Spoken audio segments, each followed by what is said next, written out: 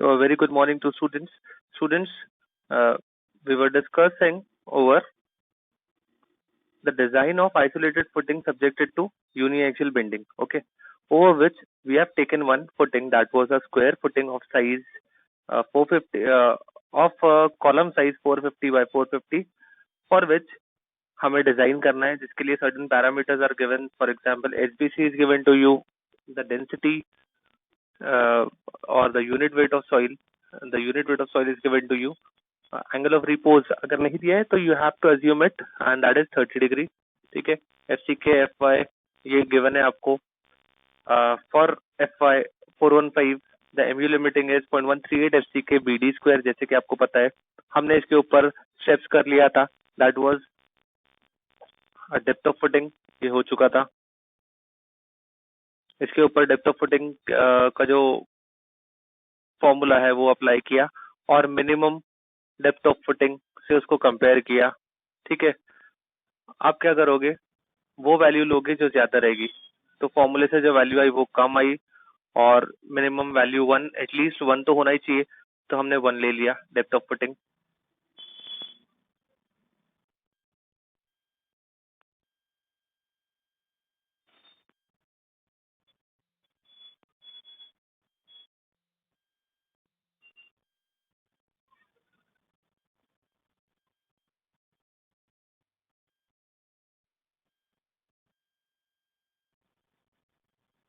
Okay.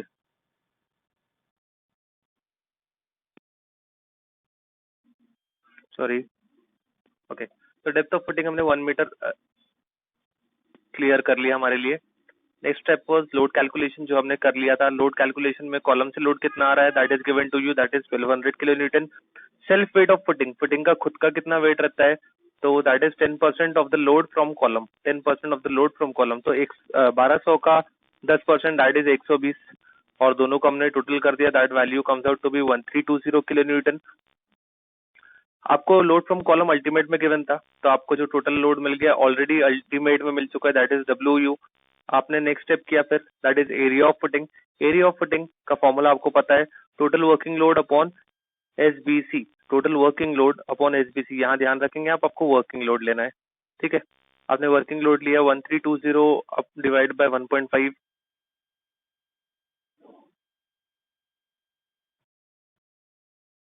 Upon 150. So we were discussing over the area of footing. आप सबको पता है एरिया ऑफ फुटिंग कैसे निकालते हैं. It completely depends upon the load that is coming and the soil that is bearing that load. Okay. तो जितना load आ रहा है और सॉइल की कितनी क्षमता है उसको झेलने की, उसके ऊपर से एरिया ऑफ फुटिंग डिसाइड होता है. तो load that will be safe load. Okay. Safe load means not ultimate load, यानी कि उसका अल्टीमेट का divide by 1.5. Okay. So it will be a safe load upon SBC, या बोला जाए total working load upon SBC, या बोला जाए total working load upon SBC.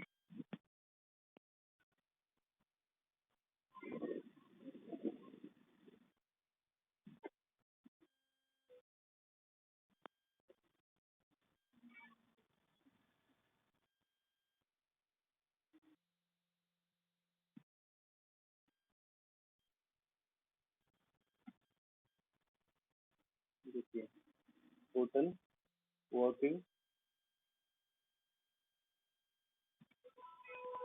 Load upon SBC.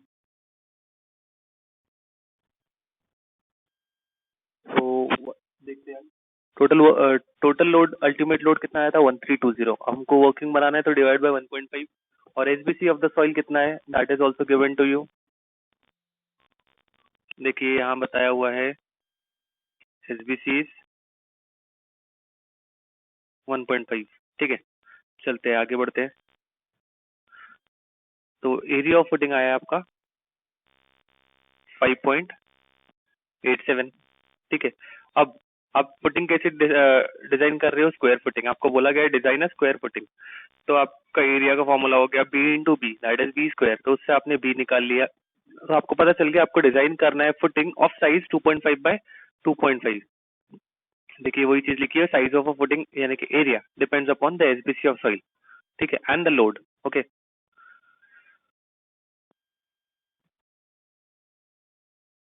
सो वही लिखा है, divide provide square footing of size 2.5 by 2.5।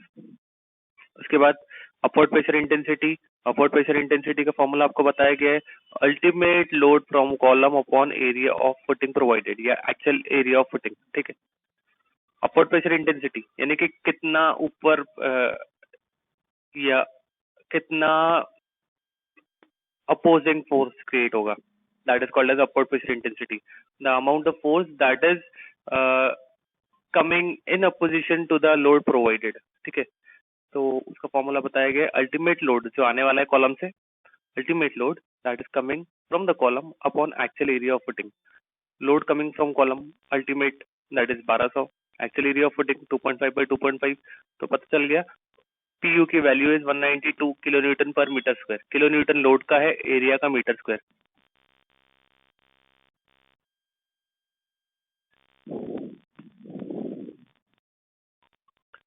आगे चलते हैं, eccentricity of load and footing positioning, ठीक है। इसेंट्रिसिटी आपको पता है कैसे निकालते हैं, मोमेंट का फॉर्मूला यूज करेंगे, moment equals to force into perpendicular distance, तो बस वही यूज किया, mu equals to PU into E. mu आपको पता है, ई पीयू आपको पता है, PU is the ultimate load from column, यहाँ लिखा हुआ है कॉलम लोड, तो mu 150, पीयू आपका 1200, आपको वैल्यू मिल गई, ई इक्वल टू 0.125, ठीक है।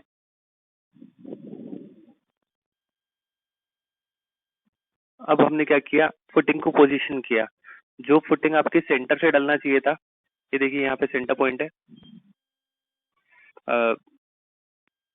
सेंटर से आधा राइट आधा लेफ्ट होना चाहिए था, लेकिन जो कि आपका लोड थोड़ा राइट में है at some eccentricity called as 0.125, आपको क्या करना पड़ेगा, आपकी फुटिंग का ज्यादा पोर्शन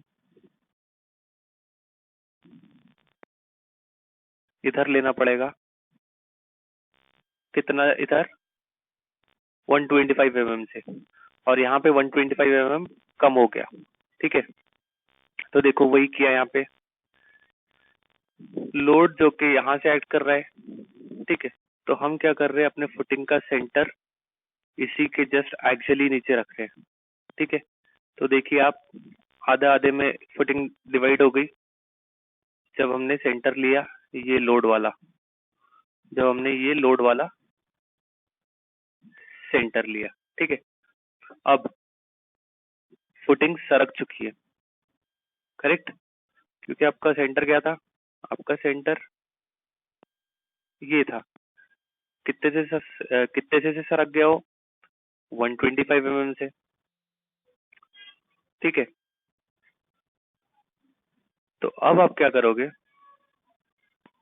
आप ये लोड वाले पॉइंट को आपका सेंटर पॉइंट या सीजी पकड़ेंगे, यहाँ से आधी फुटिंग रहेगी और यहाँ से आधी फुटिंग रहेगी, ठीक है, जो कि लिख दिया गया है 1.25 बाय 1.25 एंड 1.25, ठीक है।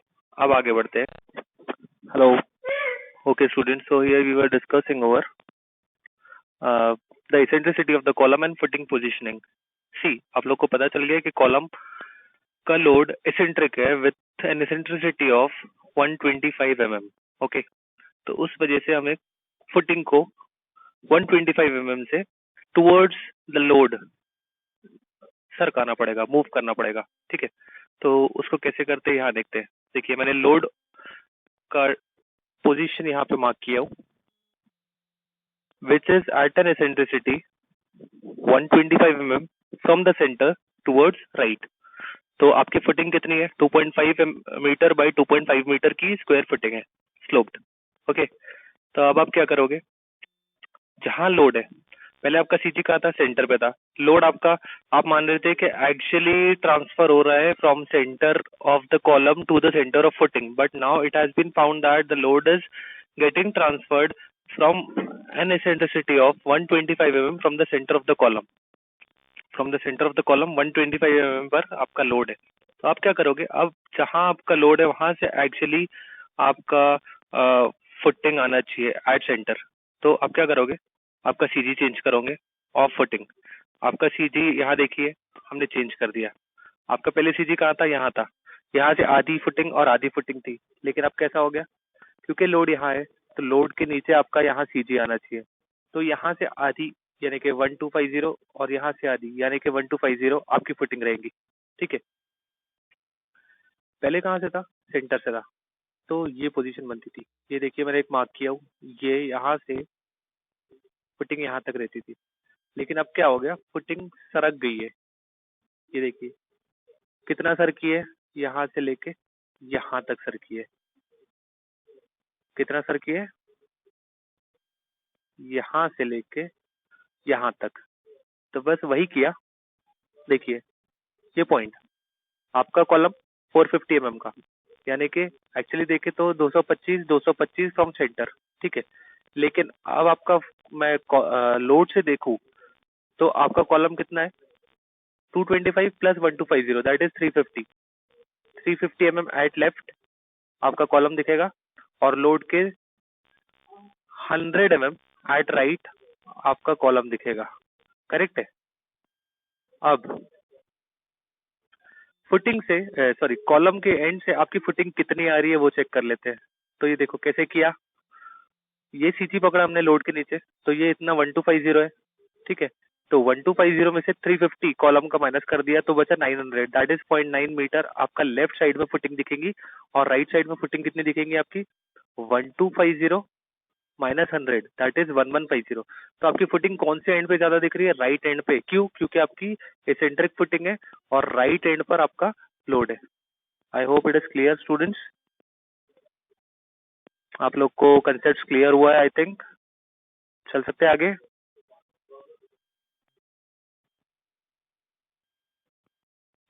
चलिए, ये फिगर में आपको क्लियरली समझ में नहीं आता था, इसलिए मैंने आपको एक न्यू फिगर बना के समझाया हूँ। तो हमें फुटिंग पोजीशनिंग करना आ गया है। फुटिंग को हमने राइट एंड पे सरका दिया है। ठीक है, जिसका राइट एंड पर कितना दिख रहा है, लेंथ 1150 और लेफ्ट एंड पर 900 mm। ठीक है, नाउ बेंडिंग मोमेंट कैलकुलेशन। हम बेंडिंग मोमेंट कैलकुलेट करते हैं कि कैसे आता है। देखिए यहाँ पे मैंने टॉप व्यू बना लिया फुटिंग का। ये कॉलम है, कॉलम के राइट एंड पे फुटिंग थोड़ी ज्यादा दिखेंगी और लेफ्ट एंड पे थोड़ी कम दिखेंगी। राइट एंड पे कितना रहेगा 1150, लेफ्ट एंड पे कितना रहेगा 0.9। यहाँ तो डिस्टेंस वैसे ही है कि ये 450 था, ये टोटल 2500 है, तो 2500 माइनस 450 कैसा करेंगे आप, 2500 माइनस 450, जो भी वैल्यू आएगी, कितनी आई आपकी ये 2050, इसको क्या करोगे डिवाइड बाय 2, तो आपको वैल्यू मिल जाएगी जो कि कितनी मिलेगी 1025, सॉरी 1025। ठीक है, mm। तो क्या हुआ 2500 माइनस 450 डिवाइड बाई 2 किया तो ये मिल गया 1025 और ये 1025। आई होप स्टूडेंट ये क्लियर हो गया आपको, आगे बढ़ सकते हैं। मैंने इसका 3D व्यू बना लिया हूँ एक फुटिंग का, जिसमें देखिए कॉलम दिख रहा है आपका 450 mm का, और आपकी स्लोप फुटिंग दिख रही है 3D लेवल पर, यानी कि उसकी ब्रेथ भी दिख रही है हमें और उसकी लेंथ भी दिख रही है हमें। ठीक है, आपका साइज क्या है फुटिंग का 2500 बाई 2500। ठीक है, नाउ बेंडिंग मोमेंट ज्यादा किस एंड पर आएगा, आप सोच के बताइए बेंडिंग मोमेंट कहाँ ज्यादा आएगा, due to uplift pressure, due to uplift pressure जो नीचे से फुटिंग पर आता है, जो फुटिंग को धक्का देता है वो क्या करेगा, बेंडिंग कराएगा फुटिंग की, फुटिंग को बेंड कराएगा। फुटिंग बेंड कहाँ ज्यादा होगी, जहां पर फुटिंग की लेंथ ज्यादा है। तो लेफ्ट एंड पर लेंथ ज्यादा है या राइट एंड पर लेंथ ज्यादा है, आपको दिख रहा है यहाँ पे लेंथ जो है वो राइट एंड पे ज्यादा है, तो ऑब्वियस सी बात है राइट एंड पे बेंडिंग ज्यादा होगी। और आप डिजाइन करते हो तो फॉर मैक्सिमम बेंडिंग मोमेंट करते हो, ना कि फॉर मिनिमम बेंडिंग मोमेंट। तो आप क्या करोगे, वाला पॉइंट पकड़ोगे, वाले एंड पे कैलकुलेशन करोगे जहां पे लेंथ ज्यादा है। आप लेफ्ट एंड पे करोगे क्या, नहीं, आप राइट एंड पे करोगे, और उससे जो बेंडिंग मोमेंट आएगा that will be the maximum bending moment, और उसके हिसाब से अपनी फुटिंग को डिजाइन करोगे। तो मैंने क्या किया, ये 0.9 मीटर वाला जो कैंटिलीवर पोर्शन है, इस पर कैलकुलेशन ना करते हुए 1150 वाला जो पोर्शन है, 1150 वाला, ये पोर्शन पे मैंने अपनी अपवर्ड प्रेशर इंटेंसिटी दिखाया हूँ और यहाँ पे कैलकुलेशन करूंगा ये कैंटिलीवर पोर्शन पे। ये आपका पोर्शन टर्न करेगा, ठीक है ना। देखिए आपकी ये कॉलम है, ठीक है, आपके कॉलम के यहाँ पर कैंटिलीवर पोर्शन है और कॉलम के यहाँ पर कैंटिलीवर पोर्शन है, ठीक है। आपका ये कैंटिलीवर पोर्शन भी बेंड होगा, ठीक है, इस तरीके से, और आपका ये कैंटिलीवर पोर्शन भी बेंड होगा इस तरीके से, लेकिन जिसकी लेंथ ज्यादा रहेगी वो वाला पोर्शन ज्यादा बेंड होगा। तो ये 0.9 वाला पोर्शन है, ये 1150 वाला पोर्शन है, तो मैं 1150 वाला पोर्शन लूंगा और उस पर कैलकुलेशन करूंगा। तो बस वही किया, कॉलम से जो फिक्स्ड एंड है, फिक्स्ड एंड से कैंटिलीवर पोर्शन पे मैंने लगाया अपवर्ड प्रेशर इंटेंसिटी का यूडीएल, ठीक है। अब यहाँ पे मैं बेंडिंग मोमेंट कैलकुलेशन करूंगा। Bending moment for a cantilever portion कैसे निकालते हैं? सिंपल है, कुछ भी नहीं करना है, आपको पता है कैसे निकाला जाता है।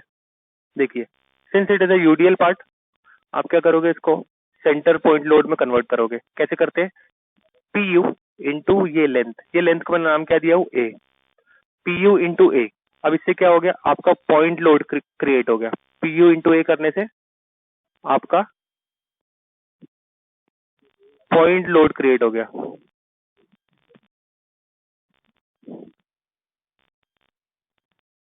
अब पॉइंट लोड को आप क्या करोगे, आप क्या निकाल रहे हो, बेंडिंग मोमेंट निकाल रहे हो। कहाँ पे? फिक्स्ड एंड पर, ठीक है। तो आप क्या कर रहे हो, पी यू इंटू ए करके आपने पॉइंट लोड बना दिया और a/2 करोगे, क्योंकि ये लेंथ a/2 है। मोमेंट निकाल रहे हो ना, moment is equal to force into distance, perpendicular distance.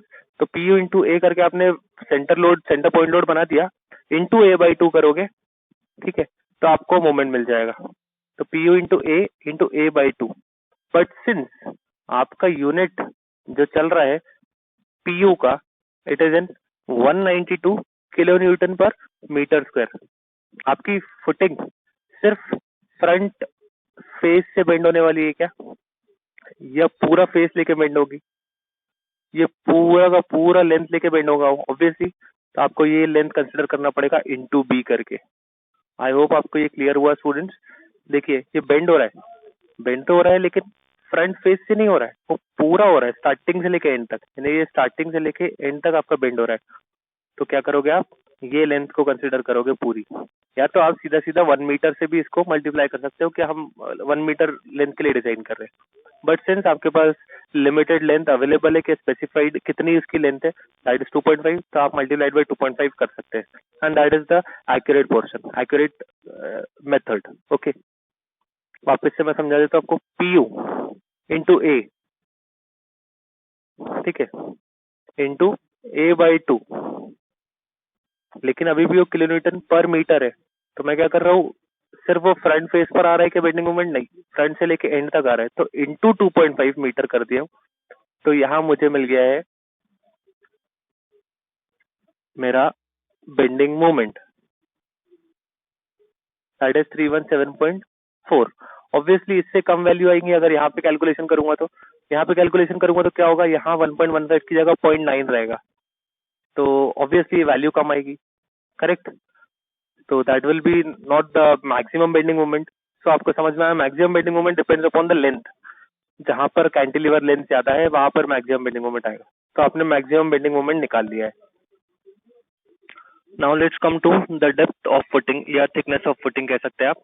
Thickness of footing, इसकी थिकनेस कितनी रखनी है, इसकी डी कितना मेंटेन करना है, ठीक है, इसका डी कितना मेंटेन करना है उस पर बात करते हैं। आपको सबको पता है how we determine the D, by just equating the maximum movement with the limiting movement, by just equating your mu with mu limiting. For FI 415, for FE 415, the formula for mu limiting is 0.138 FCK BD square.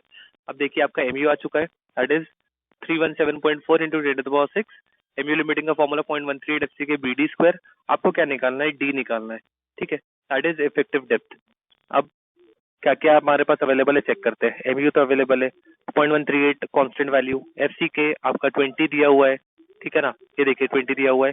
B और D, D तो हमको evaluate करना है, B कितना है, B क्या होता है, this is called as B. लेकिन क्या आपका पैड फुटिंग है, नहीं, आपका फुटिंग कैसा है, स्लोप्ड है, यानी कि वो यहाँ से बी अपना चेंज करते करते यहाँ तक अपना बी चेंज कर रहा है, फिर उसके बाद कांस्टेंट है, ठीक है। तो आप अपना बी 2500 नहीं ले सकते हो, क्यों, क्योंकि आपका कांस्टेंट 2500 नहीं चल रहा है, वो यहाँ से ग्रेजुअली कम भी हो रहा है। तो आप बी कैसा निकालते हो इन स्लोप फुटिंग, आइए देखते हैं हम, ठीक है। यहाँ देखिए फॉर्मूला गिवन है, B equals to width of column plus 1/8 of capital B, that is the bottom portion, minus width of column at top, width of column at bottom minus width of column at top, यानी कि वो बीच की एक average width ले रहा है, समझ रहे हैं आप, वो बीच की एक एवरेज विड्थ ले रहा है। एवरेज विड्थ कैसे ले रहा है, पहले वो यहाँ से स्टार्ट कर रहा है, this is your BC, width at top plus 1/8 of 1/8 of maximum minus least, ठीक है। देखिए कैसा है, width eight top plus 1/8 of, यानी कि यहाँ से एक 8वां हिस्सा of maximum width minus minimum width, तो यहाँ कहीं की विड्थ आ जाएगी, वो एक एवरेज विड्थ के फॉर्म में हम उसको बोल सकते हैं कि बी को कंसिडर कर रहे हैं। तो आपको याद रखना है, अगर स्लोप फुटिंग है, पैड फुटिंग नहीं है, स्लोप फुटिंग है, तो स्लोप फुटिंग में बी कैसे लिया जाता है, तो width eight top plus 1/8 of maximum width minus minimum width, तो आपको ये बीच की कहीं की विड्थ मिल जाती है, that is the width which we need to take into account while determining the depth, ठीक है। तो आपने वही किया, 450 प्लस 1/8 ऑफ 2500 माइनस 450, तो आपको बी की वैल्यू मिल गई है। अब आपका डी अकेला अननोन है, तो आपने डी निकाल लिया इस तरीके से, 403.5 is the value for width, sorry depth. अब 403.5, अब फुटिंग का कवर कितना लेते हैं वो देखना है, फुटिंग का बार यहाँ पर कहीं रहेगा, ठीक है। आपका बार से आपका एक्सटीरियर पोर्शन का कवर कितना होता है बिना फुटिंग, तो फुटिंग में हम कवर ज्यादा देते हैं क्योंकि फुटिंग हमारी सॉइल से अटैच होती है, हम उसे कवर देते हैं 60 mm का, ठीक है। Your effective cover for footing is 60 mm, तो 403.5 plus 60 is equal to 463.5 is your capital D, यानी कि टोटल डेप्थ। अब 463 का तो कोई आपको कॉन्ट्रैक्टर या मिस्त्री आपको फुटिंग बना के देगा नहीं, क्योंकि ये 463 is not a round of figure, तो आपको इसको मोटा मोटा राउंड ऑफ करना पड़ेगा एट हायर साइड। 463.5 को आपको 500 mm करना पड़ेगा डेप्थ। और देखिए आपके फुटिंग की स्ट्रेंथ डिपेंड करती है area of footing and depth of footing पर, ठीक है। मोस्टली आपके फुटिंग के डेप्थ पर, आपके सारे चेक्स आपके डेप्थ पर डिपेंडेंट होते हैं। अगर आपने चेक ज्यादा अगर आपने डेप्थ अच्छी खासी रखा, जैसे कि 463 आया आपका, आपने 500 लिया, आप चाहो तो इसको डायरेक्ट 550 या 600 भी ले लो, बिकॉज आपके सारे डिजाइन चेक हायर डेप्थ पर एनी टाइम सेफ आते हैं। तो you just need to round off it by 50 और 100 mm, ठीक है, in order to get it saved in every check, ठीक है। तो just we are rounding off it to 500 mm, तो मैंने कैपिटल डी ले लिया 500 mm और इसमें से वापस से कवर माइनस कर दिया, दैट इज 60, तो हमको small D that is effective depth मिल चुका है 440 mm। तो हमने कैपिटल डी हमारा फाइनलाइज कर लिया by equating your moment with limiting moment, ठीक है। नाउ आप एक स्टेटमेंट लिखोगे, hence the depth of footing is provided as 500 mm at the face of column, 500 mm at the face of column and 200 mm at edge, and 200 mm at edge for footing to be safe in shear, for footing to be safe in shear। देखिए क्या बोल रहा है वो देखते हैं।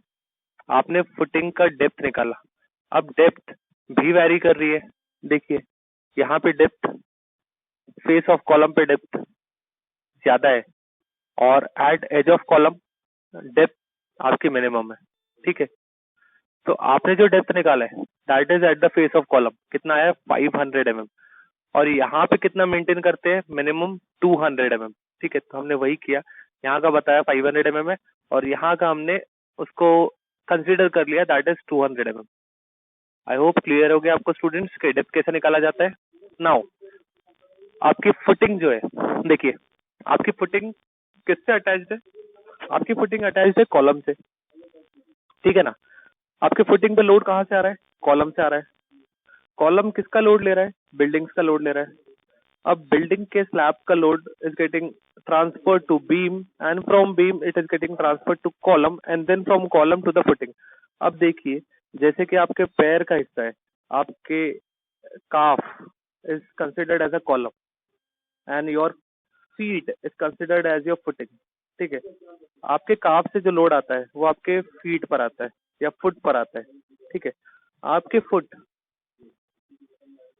Foot का area, आपके फुट का डेप्थ उतना होना चाहिए क्या वो काफ फट के ना निकल जाए, समझ रहे हैं आप। फॉर एग्जाम्पल मैं एक पेपर लेता हूँ और पेन लेता हूँ, अगर पेन आपका कॉलम है तो पेपर आपकी फुटिंग है। आपके पेपर की अगर डेप्थ ज्यादा रहेंगी तो क्या होगा, आपके पेपर की अगर डेप्थ ज्यादा रहेगी, कहने का मतलब मैं 50 पेपर रखता हूँ एक साथ और कॉलम यानी कि पेन से फोर्स लगाता हूँ, तो क्या उसमें छेद होगा, क्या वो फट के निकलेगा पंच होके, नहीं, वो पेन या कॉलम पंच होके नहीं निकलेगा। क्या वजह थी, क्योंकि depth of your pages, depth of your footing अच्छी थी। और वही मैं 2 पेज लूँ या 1 पेज लूँ, ठीक है, आपकी फुटिंग की मैंने क्या कहते हैं डेप्थ कितनी लिया, 1 पेज या 2 पेज।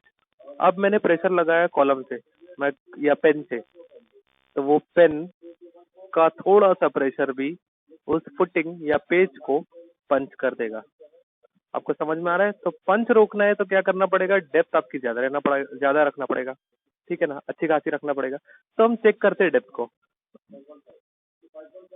आइए check for two way shear. हम मानते हैं कि जो कॉलम है वो कितना पोर्शन अपने साथ साथ पंच करता है फुटिंग का। तो कॉलम अपने साथ साथ हर एंड से यानी कि चारों एंड से d/2 d/2 d/2 d/2 का मेजरमेंट का एरिया पंच करके फटता है, ठीक है। फुटिंग अपने साथ साथ कॉलम अपने साथ साथ फुटिंग का चारों ओर से d/2 का पोर्शन लेके फाड़ के निकलता है, ठीक है। तो टू वे शेयर का कितना पोर्शन हो गया, कॉलम का एरिया, कॉलम का जो साइज है plus d/2 from each and, ठीक है। तो हमने निकाला दैट इज 450 प्लस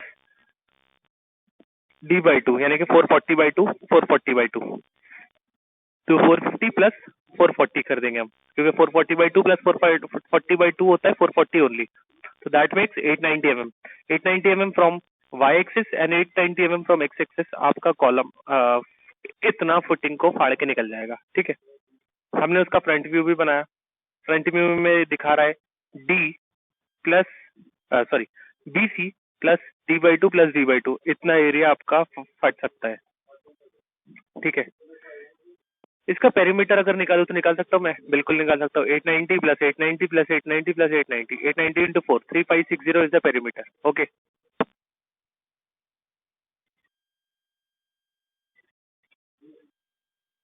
तो चलिए मैं क्या कर रहा हूँ, उतना पोर्शन निकाल लिया हूँ, बाहर रख दिया हूँ। देखिए ये पंचिंग शेयर का पोर्शन मैंने बाहर निकाल लिया। लोड कितना आ रहा है, लोड फ्रॉम कॉलम आ रहा है that is 1200 kilo Newton. Column से लोड आ रहा है ना फुटिंग पर, दैट इज 1200 किलो न्यूटन, ठीक है। अब इसका पेरीफेरी कितना है 0.89 0.89 0.89 0.89। इसके नीचे से क्या आ रहा है, अपवर्ड प्रेशर इंटेंसिटी जिस कॉलम के लोड को रेजिस्ट कर रहा है, ठीक है। तो कॉलम का लोड है 1250 इन किलो न्यूटन। तो मैं चेक करता हूँ कि कितना लोड रेजिस्ट हो जा रहा है, ठीक है।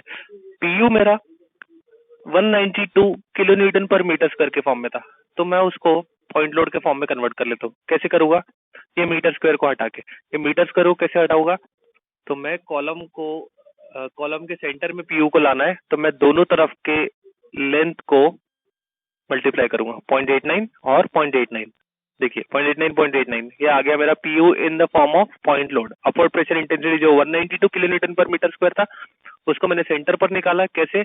यहाँ का लेंथ और यहाँ का लेंथ मल्टीप्लाई करके, तो कितना निकला 152 किलोन्यूटन, जो कि ऊपर से कितना लोड आ रहा है 1200 और कितना रेजिस्ट हो रहा है 152। तो नेट कितना बचा 1200 minus 152 that is 1048। Net ultimate shear force is 1048। इसकी वजह से शेयर पंच हो सकता है क्या नहीं, चेक करते हैं।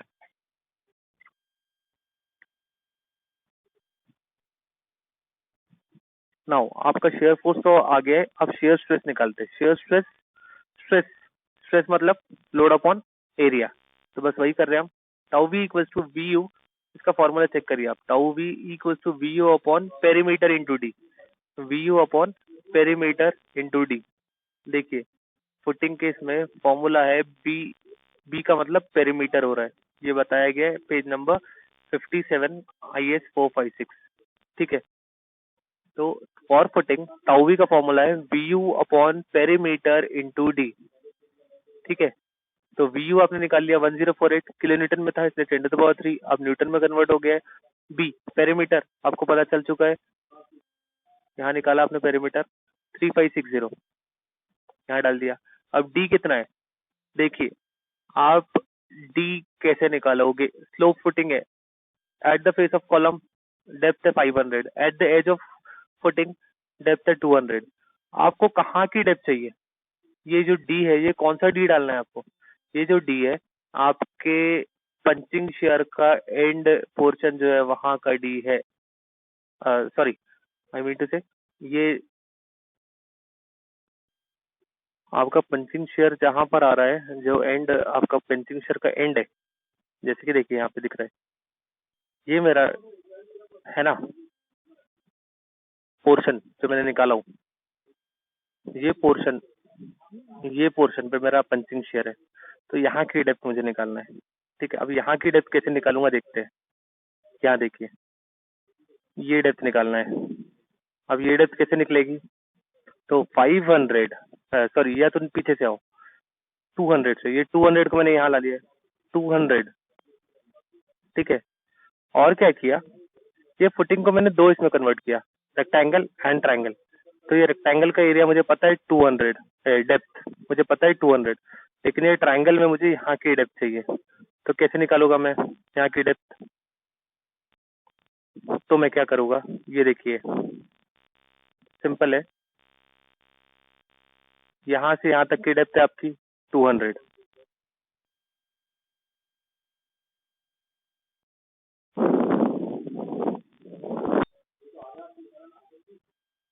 ये डेप्थ कितनी होगी?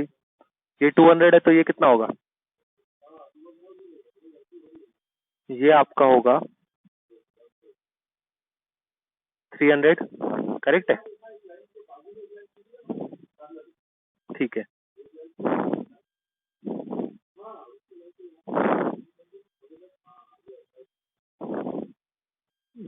सॉरी, ये कैसे आ गया है?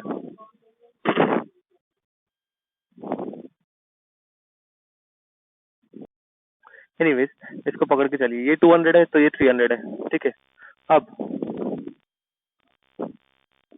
ये फुल लेंथ आपको पता है, ये फुल लेंथ आपको पता है कितनी है? यहाँ देखिए लिखा हुआ है 1150। ठीक है, अब इतना पोर्शन भी आपको पता है 220 है, कैसे पता? D/2 से, D/2 मतलब 440 का divide by 2 that is 220, correct है? तो अब आप क्या करोगे, आपका सिमिलैरिटी ऑफ ट्रायंगल वाला आप फॉर्मूला लगाओगे। 300 divided by 1150 equals to y upon 930। समझ में आया? क्योंकि ये 1150 है, 220 निकाल दिया तो ये 930 बचा। तो सिमिलैरिटी ऑफ ट्रायंगल का फॉर्मूला 300, या तो मानो ऐसा मानो 1150 divide by 300 equals to 930 divide by y। तो आप y की वैल्यू निकाल लोगे। आई होप स्टूडेंट्स ये क्लियर हुआ है आपको। मैं यहाँ पे आपको लिख के दे देता हूँ। कि यहाँ की वैल्यू कैसे निकाली जाएगी। तो कैसे निकाला आपने, 1150 divide by 300 equals to 930 divided by y। तो y की वैल्यू आ गई है।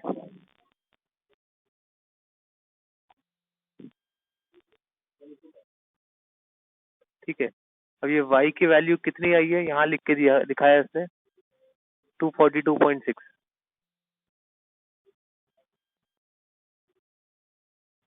ठीक है, तो 200 प्लस 242.6 इक्वल्स टू 442.6, ये टोटल आ गया।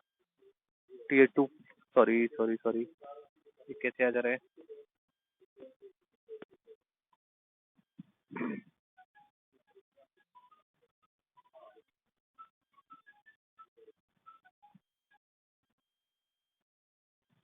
ओके, ये 242.6 और ये 200, that becomes 442.6 is your D eight the face of punching share, eight the face of punching share, ये डी निकल गया आपका। हाँ सॉरी, वन मोर थिंग, 442.6 तो टोटल हुआ यहाँ यहाँ तक, लेकिन आपको कैपिटल डी नहीं स्मॉल डी चाहिए, तो -60 करोगे आप। 442.6 -60 दैट मेक्स 382.6, ये आ गया आपका 382.6। ताऊ भी निकाल लिया आपने ये फॉर्मूले में डाल के, that is 0.769। This is your nominal shear stress, your nominal shear stress, ठीक है, should be smaller than permissible shear stress. Your nominal shear stress जो आपके इसमें शेयर स्ट्रेस आया है वो परमिजिबल से कम होना चाहिए, उसकी वैल्यू परमिजिबल जितना परमिटेड शेयर स्ट्रेस है उससे कम आनी चाहिए। ठीक है, तो हम क्या करेंगे, अब ताऊ भी तो निकाल लिया, हम ताऊ सी निकालेंगे, that is called as permissible shear stress या शेयर स्ट्रेंथ। ठीक है, जो कैसे निकालते हैं, as per page number 58 it says, देखिए आप इस तरीके से शेयर स्ट्रेंथ ना निकालते हुए सिंपली आप ऐसे शेयर स्ट्रेंथ निकालो जो आपका फॉर्मूला है। Shear strength of concrete tau C equals to 0.25 under root F C K, 0.25 under root F C के से वैल्यू कितनी आ गई है, 1.1 न्यूटन पर एमएम स्क्वायर। ठीक है, आप चेक कर लो, आपका स्ट्रेंथ है, आपका जो स्ट्रेस आया है ऑन फुटिंग वो कम होना चाहिए कंक्रीट की स्ट्रेंथ से। कंक्रीट की स्ट्रेंथ दैट मीन्स ताउसी से कम होना चाहिए। तो दिख रहा है ताउ इज स्मॉलर देन ताउसी, तो आपका पंचिंग शेयर में सेफ है, your footing is safe in punching share या टू वे शेयर। ठीक है, तो बस आपकी फुटिंग में एक ही इशू आ सकता है, दैट इज पंचिंग का, जो कि हमने चेक कर लिया और उसमें हमारी फुटिंग सेफ है, तो हमारा डेप्थ पास हो गया। तो हम अब डिजाइन करेंगे for our taken depth. Okay, and जो मोमेंट आया उसके हिसाब से एएसटी निकालना है, लोहा निकालना है। तो लोहा किस पर डिपेंड करेगा, कितना मोमेंट आया है और कितना डेप्थ सेट किया है। आपका फॉर्मूला आपको याद है, for AST that is 0.5 FC K upon F Y bracket 1 minus under root of 1 minus 4.6 MU upon FC K BD square into BD. ठीक है, सब वैल्यूज आपके पास अवेलेबल है। 0.5 FC K F Y 1 minus under root of 1 minus 4.6 M U की value है F C K B D square into B into D. अभी आपका B कहाँ से आया आपको चेक करना है, बी कितना ले रहे हो आप, 706.25। आई होप आपको याद होगा आपने ये बी कहाँ निकाला था। ये देखिए आपका स्लोप फुटिंग है, आपको समझाया गया था कि आपको विड्थ कितनी लेनी है, 2500 ना लेते हुए आपको बीच की कोई विड्थ लेना पड़ेगा। वो कैसे निकालते हैं, BC plus 1/8 of maximum width minus minimum width. तो ये आपको 706.25 मिली थी, अब उसके लिए ही डिजाइन करोगे, मैक्सिमम विड्थ के लिए डिजाइन नहीं करोगे। तो बस वही किया, यहाँ पे बी की वैल्यू 706.25 लिया, डी तो आपका 440 ही है, ये आपका एएससी निकल गया, इसको राउंड ऑफ कर दिया 2376 पर। ठीक है, अब ऐसा तो कोई मजदूर या कॉन्ट्रैक्टर मुझे लोहा डाल के नहीं देगा।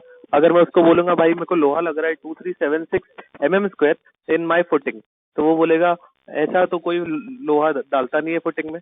तो आप क्या करोगे, नंबर ऑफ बार्स में उनको कन्वर्ट करोगे। अब नंबर ऑफ बार्स में कैसे कन्वर्ट करोगे, डायमीटर सेलेक्ट करके। अब आपका लोहा फुटिंग में क्या डायमीटर करेगा, वो रहेगा 12 mm का। ठीक है, क्योंकि वो फुटिंग है तो फुटिंग में आप रखोगे एटलीस्ट 12 mm का। ठीक है, तो आपने 12 mm साइज लिया आपके फुटिंग के बार का, तो नंबर ऑफ बार्स आपको निकालना आता है। Number of bars equals to total AST upon AST of 1 bar. Formula क्या है नंबर ऑफ बार्स का? Number of bars equals to total AST upon AST of 1 bar. तो टोटल AST कितना है 2376 और AST ऑफ 1 बार कितना होगा π/4 इंटू 12 स्क्वायर। तो आपको पता चल गया 21 बार आपको आपके फुटिंग में डालना है, 12 mm के 21 बार, तब जाके आपकी फुटिंग का मेन रेनफोर्समेंट कंप्लीटली डलेगा।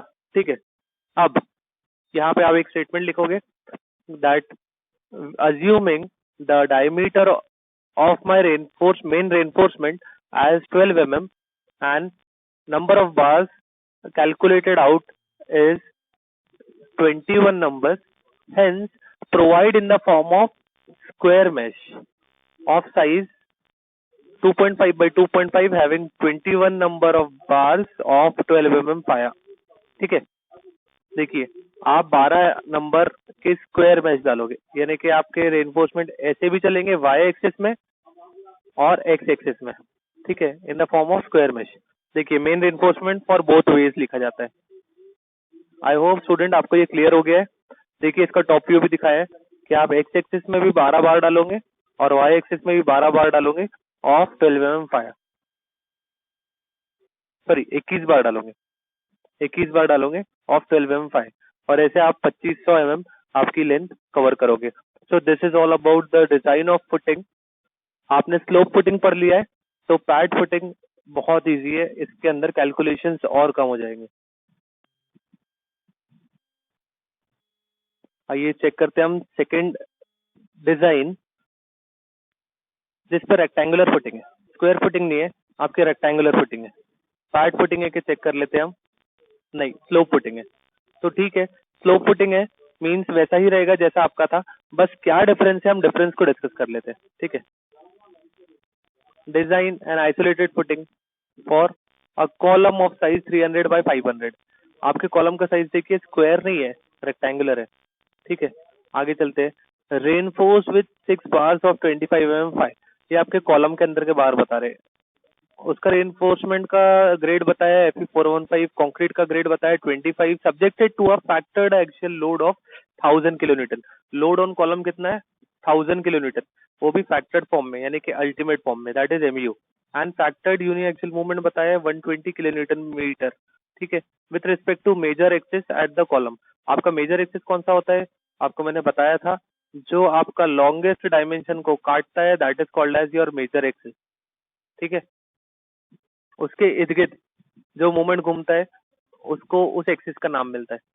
देखिए अगर एक्स एक्सिस आपके लॉन्गेस्ट डायमेंशन को काट रहा है तो your X axis is your major axis, और उसके इर्द गिर्द जो मूवमेंट घूमेगा that will be called as MX। Okay, the SBC of soil is given at a depth of 1.25 metre. Draw the reinforcement detailing for the footing. Grade of concrete बताया है M20 and Fe415 for footing. ठीक है, चलते हैं। ये मेरा footing है, ये मेरा कॉलम है 300 बाय 500, उसके अंदर के बार्स दिए हुए जिससे मुझे कुछ भी नहीं करना है, इसके बस सिर्फ मुझे लोड लेना है।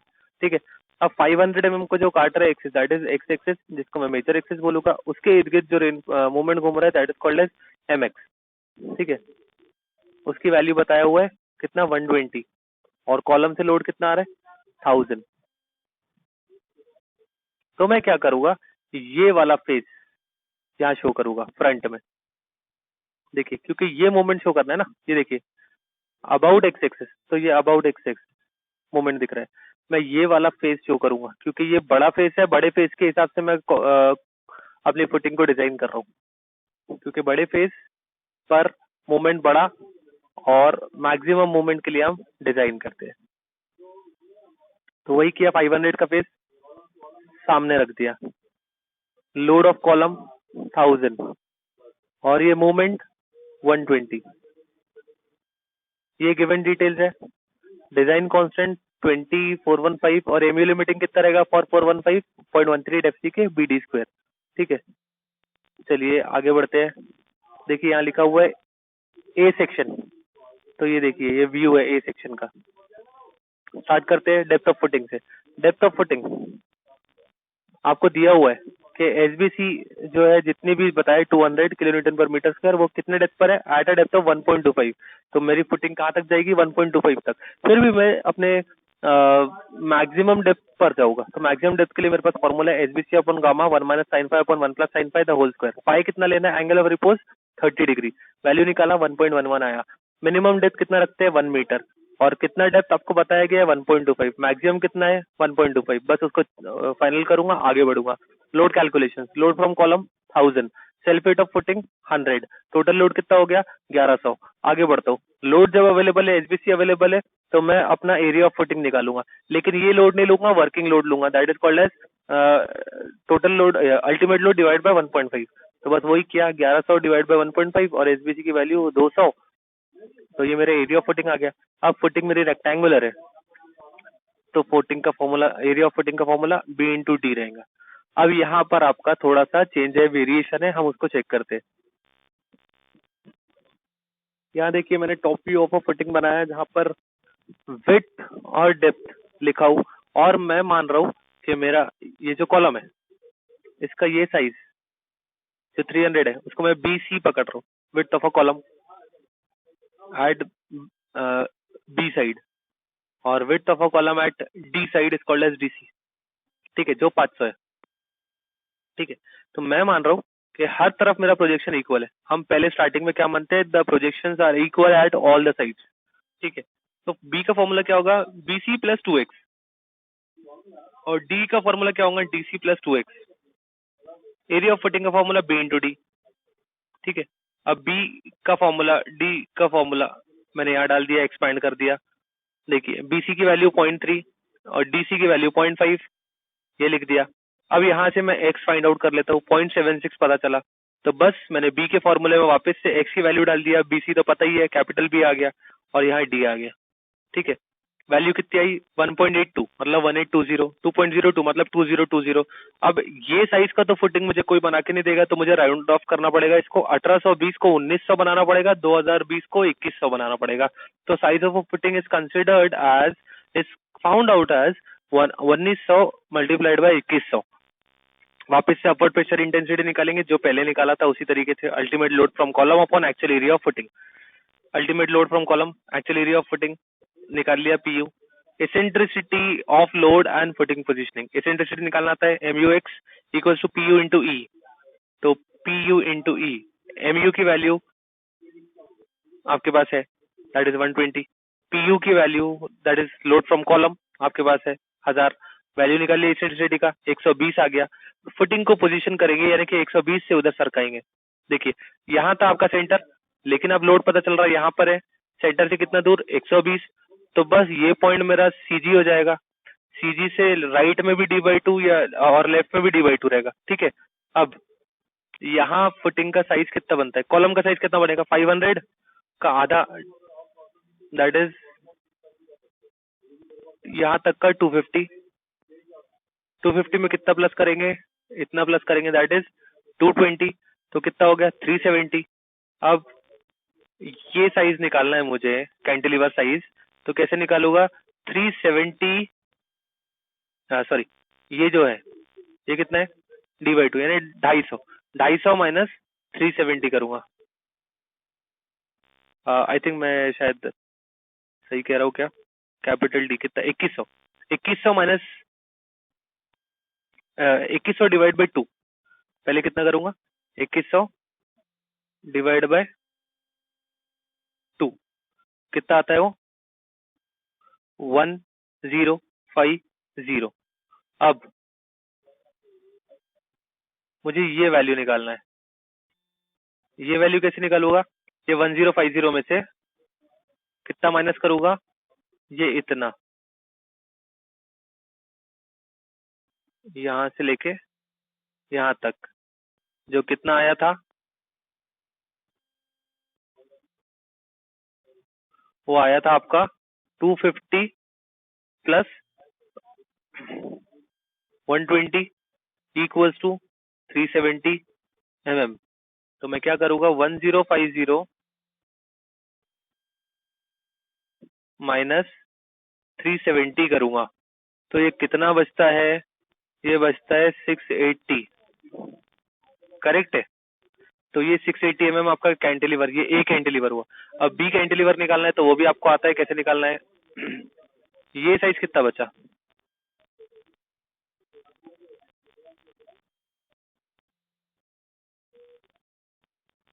ये साइज कितना बचा, 500 में से आपका 370 माइनस, तो ये कितना बचता है 130 तो राइट साइड का cantilever that is B cantilever वो कितना रहेगा वो देखते हैं हम।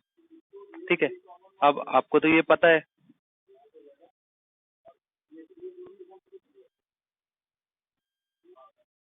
हम्म, आपको ये तो पता है कितना है, जितना ये है उतना ये है, दैट इज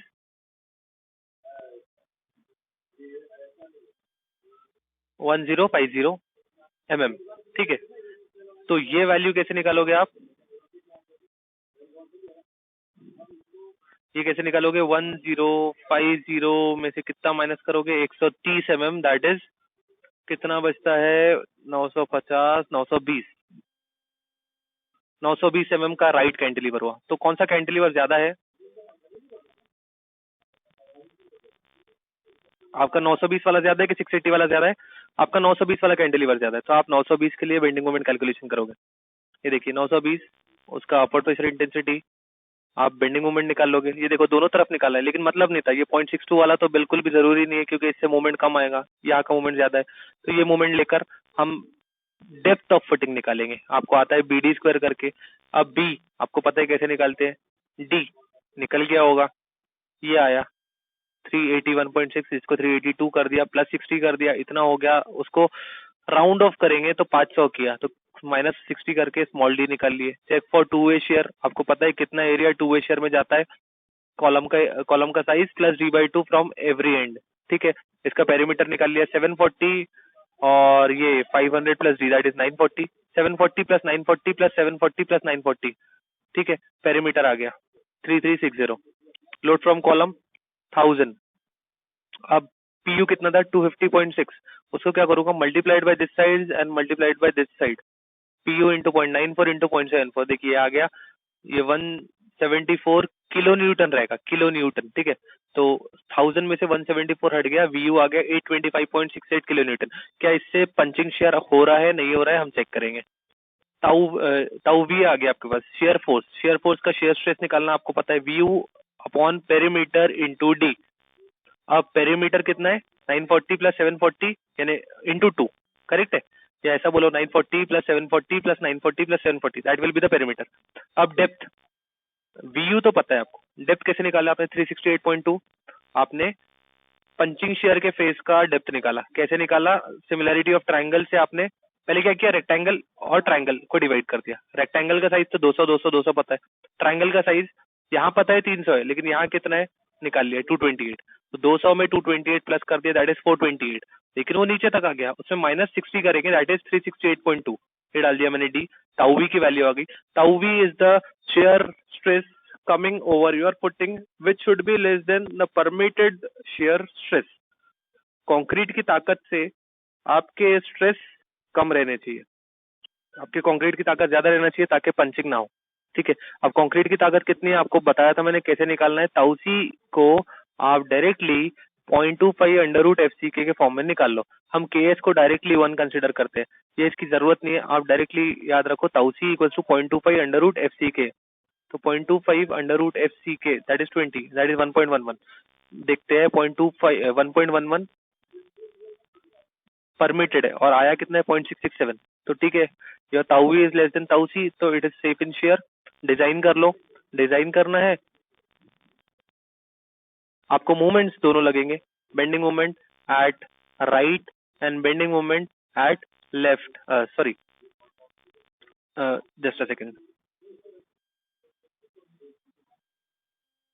देखिए आपको मोमेंट निकालना है, लेकिन अब सॉरी आपको एएसटी निकालना है, लेकिन अब एएसटी दोनों तरफ सेम रहेगा क्या, नहीं रहेगा, क्यों, देखिए यहाँ पे आपका मोमेंट ये 920 होने से मोमेंट ज्यादा आया और यहाँ पे 800 होने से मोमेंट कम आएगा, करेक्ट है। तो हम 920 के हिसाब से मोमेंट निकालते हैं, तो ये देखिए ये 920 के हिसाब से मोमेंट निकाला तो 201.7 9.51 आपको पता है मोमेंट कैसे निकालना है 920 इंटू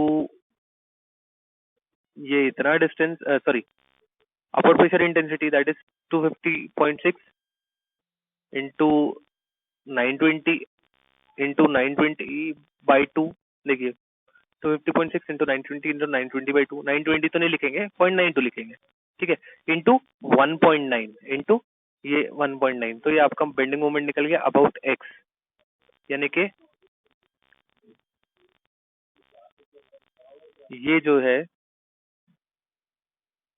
ये ऐसा बेंड होगा तो ये वाला विड्थ लिया और लेंथ पीछे की लिया ये पीछे की लेंथ लिया जो कि कितनी है 1.9 आई होप क्लियर हुआ आपको तो ये इसको रोकना है तो आपके बार कैसे डलेंगे आपके बार ऐसे डलेंगे ठीक है आपके बार इस तरीके से डलेंगे ठीक है तो वो ऐसी बेंडिंग को रोक लेंगे ठीक है तो बेंडिंग मोमेंट कितना है इतना आया इसके लिए एएससी निकाल लेते हैं ये देखिए 201.5 इंटू 10⁶ बी कितना है यहाँ पर 500 ये 500 लिया या तो 500 ना लेते हुए आप एवरेज ले लोगे एवरेज कैसे लेते हैं आपको पता है नीचे का वेट जो कि यहाँ निकाला हुआ है ऑब्वियसली वैसे ही ले लेंगे आप कहाँ गया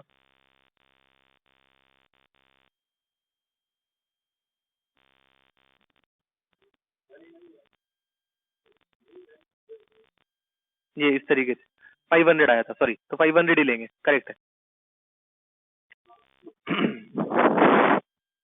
500 into 440 into 440 square into 500 into 440 तो ये आपका एएसटी आ गया इसमें 12 नंबर ऑफ 12 में 5 पकड़ूंगा नंबर्स निकाल लिया तो 13 नंबर्स निकले ठीक है तो ये ऐसे 13 नंबर बिछेंगे अब यहाँ कितने बिछेंगे चेक करते हैं तो ये वाला फेस पकड़ूंगा ठीक है ये वाले फेस में लेंथ कितनी है 800 और यानी विड्थ कितनी है 800 और लेंथ कितनी है ये कितनी लेंथ आई थी 2100 है ना ठीक है यहाँ देखिए 0.8 इंटू 2100 या 2.1 बोलो ठीक है तो ये आपका बेंडिंग मोमेंट आ गया सेकंड सेक्शन पर इसके हिसाब से एएसटी कितना है देखिए ये मोमेंट डाला यहाँ पे साइज कैसे निकालना है वैसे ही निकालना है average B C plus 1/8 of B minus B C तो 2100 मैक्सिमम है मिनिमम कितना है 500 है तो वही किया 500 प्लस 1/8 ऑफ 2100 माइनस 500 700 आया तो बी डाला 700 तो ये एएसटी आ गया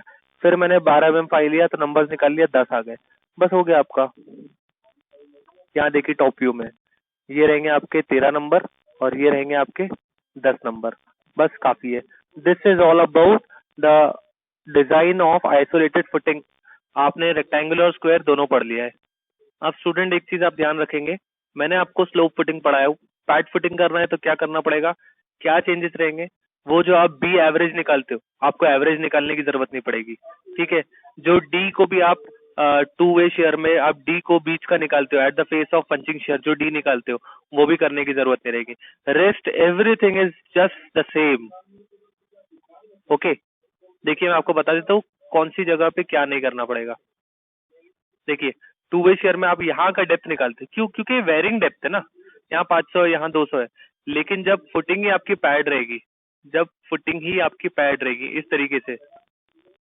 ये ऐसी फुटिंग रहेगी तो 2 वे शेयर अगर आपका यहाँ आ रहा है ये फेस पर तो ये फेस की डेप्थ बोलो ये फेस की डेप्थ बोलो या ये फेस की डेप्थ बोलो हर जगह डेप्थ एक है तो आपको ये सब नहीं करना पड़ेगा ये डेप्थ एट 2 वे शेयर पोर्शन नहीं निकालना पड़ेगा ये एक चीज बच जाएगी सेकंड आपका क्या बच जाएगा ये जो मिडल में विड्थ निकालते हो ये भी आपको नहीं करना पड़ेगा क्योंकि हर जगह की विड्थ सेम रहेगी यहाँ देखिए यहाँ विड्थ वेरी कर रही है हर जगह लेकिन अगर पैड फुटिंग रहेगा तो विड्थ तो सेम रहेगी वो यहाँ से लेके यहीं तक रहेगा ऐसा बॉक्स रहेगा बस ठीक है that is all about the pad footing I hope students आपको ये फुटिंग का पोर्शन डिजाइन क्लियर हो गया है now will be moving to the next design in the next lecture that will be over combined footing okay thank you